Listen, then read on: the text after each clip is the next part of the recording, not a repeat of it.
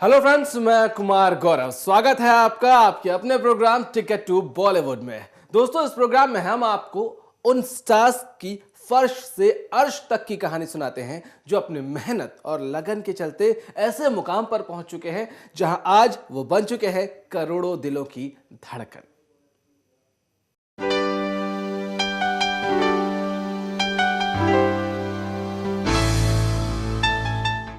तो चलिए अपनी इस जर्नी की शुरुआत करते हैं जाने माने singer, actor, director Kishore Kumar के साथ।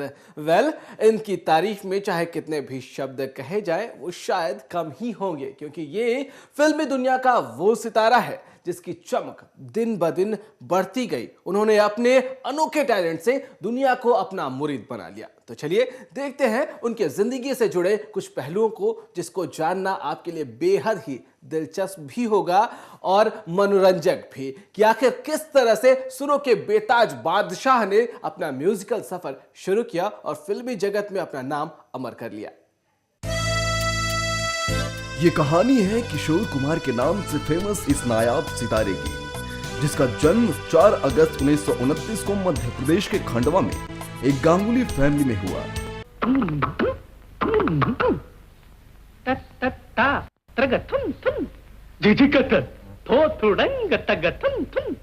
जहां वो आभास कुमार के नाम से जाने जाते थे और उनके पिता कुंजलाल गांगुली एक जाने माने वकील थे और मां का नाम था गौरी देवी। 4 भाई बहनों में जन्मे किशोर सबसे छोटे थे।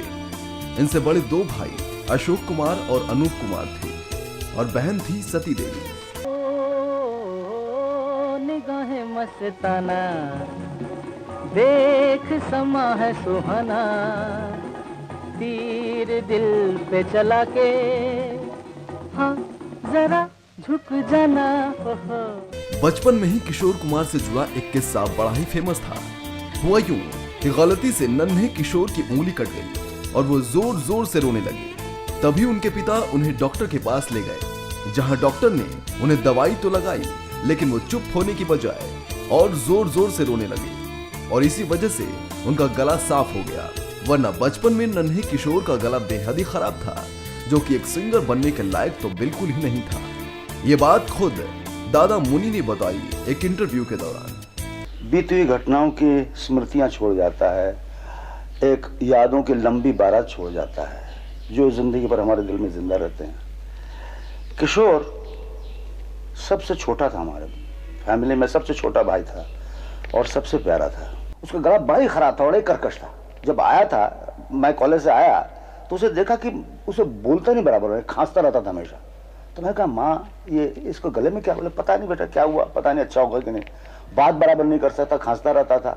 इत्तेफाक क्या हुआ कि उस वक्त एक एक्सीडेंट हुआ उसके पैर में, यानी उसकी छोटी उंगली थी ना, बीच की टोक उंगली कट के निकल गई। वो मेरे पिताजी ने संभाल के उसको स्पिरिट बोतल में रख दिया था कि भाई जोड़ सकते कि नहीं। अच्छा, वो 50 साल की बात आगे की बात है, 50 साल आगे की बात है। तो उस वक्त ऐसी दवाइयाँ होती नहीं थी जो दर्द कम कर सके।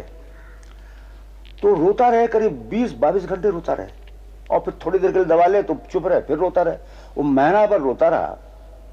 ये समझ लीजिए उसके लिए रियाज हो गया और गला साफ हो गया उसका। जब घाव साफ हुआ, गला भी साफ हो गया। उसके बाद उसने गाना शुरू किया तो उसका तो रियल आइडल था सैगल गाना शुरू किया और हमसे कहा करता था, तुम गाते तो ठीक हो लेकिन सैगल जैसा नहीं है।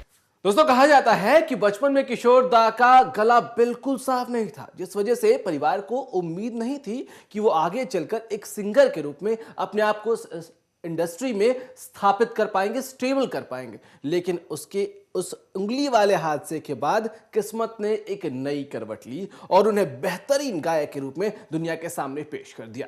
फिर उसके बाद तकदीर उन पर इस कदर फिदा हुई कि उन्होंने कभी भी पीछे मुड़कर नहीं देखा और इस तरह से हमारे फिल्म इंडस्ट्री को सुरों का ये चमकता हुआ रोशन सा सितारा मिला। 4 भाई बहनों में जन्मे किशोर के बड़े भाई अशोक कुमार फिल्मों में अपना करियर बतौर एक्टर शुरू कर चुके थे और उन्हें एक अच्छी खासी पहचान भी मिल चुकी थी और इसी वजह से कहीं ना कहीं इस सितारे का भी रुझान फिल्मों की ओर बढ़ने लगा।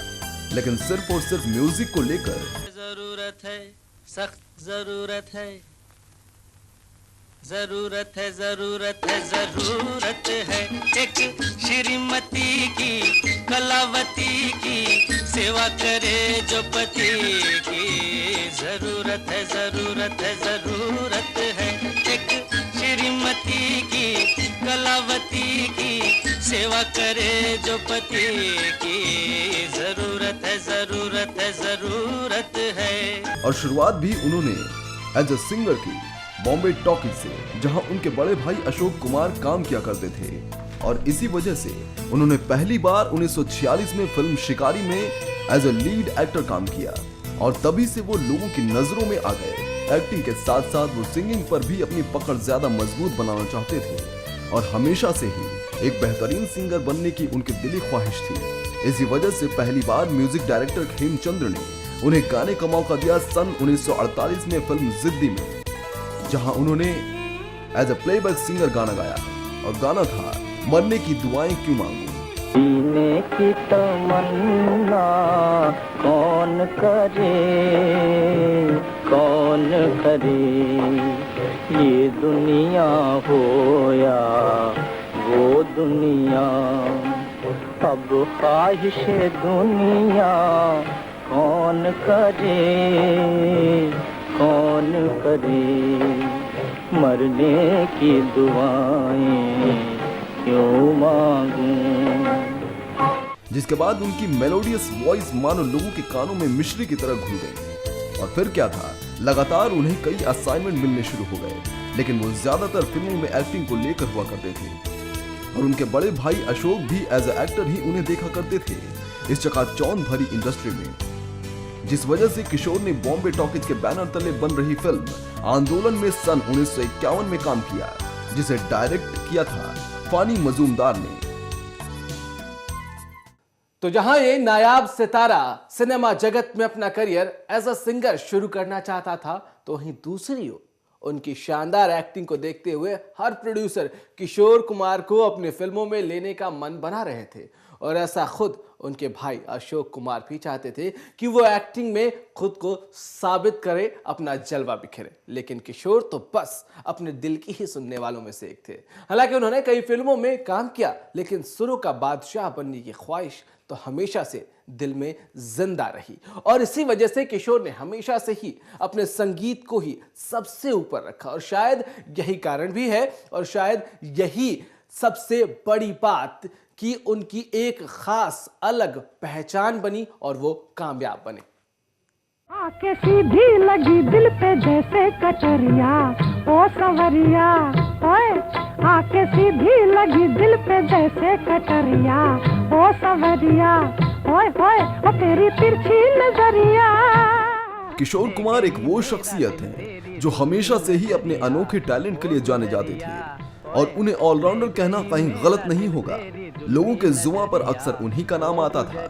हालांकि इसमें कोई दो राय नहीं थी कि वो बॉलीवुड इंडस्ट्री का एक उभरता हुआ सितारा था, और इसी वजह से उन्होंने बिमल रॉय के फिल्म नौकरी और ऋषिकेश की डायरेक्टोरियल डेब्यू फिल्म मुसाफिर में काम शुरू किया। लेकिन जब फिल्म के म्यूजिक डायरेक्टर सलील चौधरी ने किशोर का नाम सुना तो फौरन उन्हें इस फिल्म से निकाल दिया। वजह बताई कि उन्होंने सिंगिंग में कोई प्रोफेशनल ट्रेनिंग नहीं ली है, लेकिन कई मिन्नतों के बाद जैसे तैसे वो किशोर की आवाज सुनने को तैयार हो गए। और फिर जैसे ही किशोर ने गाना शुरू किया तो वो इससे काफी इम्प्रेस हुए। साथ ही खुश होकर सॉन्ग छोटा सा घर होगा दिया। छोटा सा घर होगा बादलों की छाँव में, आशा दीवानी मन में बंसुरी बजाए। छोटा सा घर होगा बादलों की छाँव में, आशा दीवानी मन में बंसुरी बजाए। जिसके बाद किशोर कई फिल्मों में भी नजर आए, जैसे फिल्म आशा, चलती का नाम गाड़ी, हाफ टिकट, पड़ोसन जैसी कुछ हिट फिल्में।